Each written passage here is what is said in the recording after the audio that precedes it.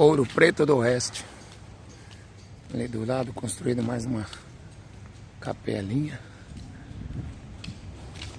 Terço dos homens. Meu Deus do céu. Olha o cordeiro, não.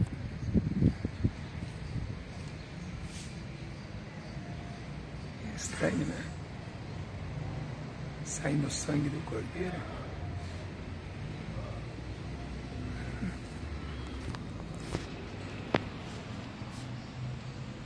A casa da senhora.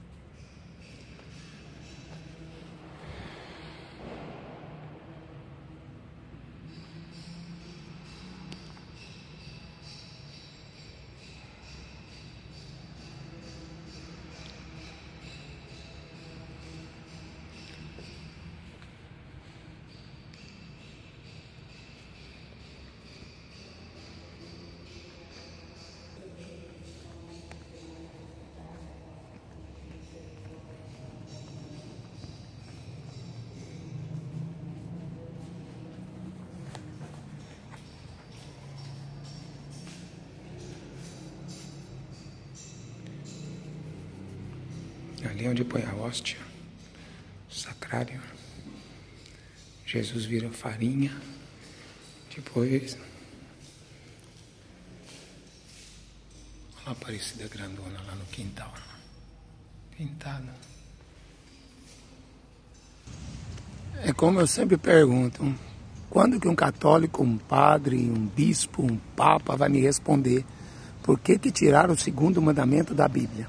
E não adianta vir com aquela história que Deus mandou fazer a serpente, o rei Salomão mandou fazer os anjos, porque Hebreus 10, versículo 1 diz que o Velho Testamento é sombra das coisas futuras.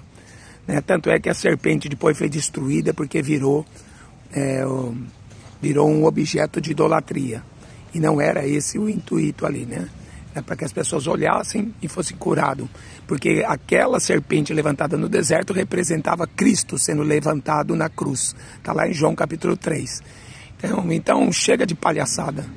Entendeu? Não é para se fazer imagem. Porque vocês vendem imagem da Aparecida, da Fátima, da Lourdes, Conceição, Guadalupe, Desatadora de Nó e milhares de outros mortos, né? Mortos, apóstolo, profeta, e ficar aí vendendo estátua. Entendeu? Isso é comércio. Um dia terão que dar conta. Terão que dar conta diante de Deus desse comércio. Isso é maldição. Qualquer tipo de evangelho fora da Bíblia, Deus é Espírito. João 4, 24. O que interessa para nós, aqui no Novo Testamento, João 4, 24, Deus é Espírito. E Deus está procurando verdadeiros adoradores que adoram o Pai em Espírito e em verdade. Tá? E não tem nada de mãe. Deus não tem mãe. A mãe de Jesus apenas alugou o ventre. É uma mãe de aluguel. A Maria tinha pecado, como qualquer ser humano tinha. Ela se alegrou. O meu espírito se alegra em Deus, o meu Salvador. Se Jesus é o Salvador da Maria, então ela era uma pecadora como qualquer outra pessoa. E se ela não tivesse pecado, ela poderia morrer na cruz para nos salvar. Se ela não tivesse pecado, nós também teríamos condição de não ter. Mas todos nós nascemos de Adão e Eva, todos nós nascemos com esse pecado. Então é muita hipocrisia, tá? Ficar guardando tradição religiosa, né, que aprendeu dos pais, dos avós, né, e não observar a Bíblia. O inferno está lá, os idólatras irão para o inferno. Tá? O catolicismo romano não tem nada de cristianismo, é mariolatria. Maria é a deusa, é a rainha dos céus. Tá? Como Jeremias combateu isso lá no capítulo 7, né? Como o apóstolo Paulo combateu a deusa Diana no capítulo 19 de Atos. Tá? Isso é idolatria. E não adianta vocês distorcer a Bíblia, tá? Porque vocês vão pagar caro e vão ser jogados no inferno.